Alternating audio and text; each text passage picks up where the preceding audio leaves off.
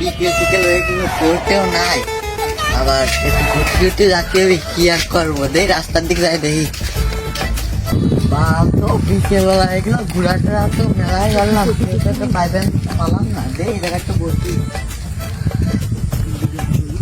আর এত করে ঘুরে ফিরে আসছে, ব্যাগটাকে ব্যথাচ্ছে, খিদেও লাগছে, অত দূরে আসে যাতে মনে হচ্ছে অনেক কাছে, দেখ কারবার পাই নাকি।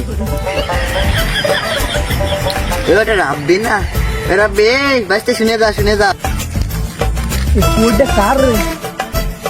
তাহলে বড় ফুলটা তাহলে আমার কাকা দেখতেছে রে, কি করে দেখে নেই যাই যাই।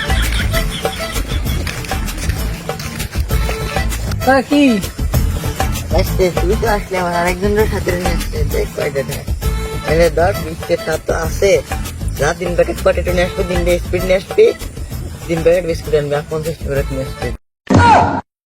কি করে কি করে কি করে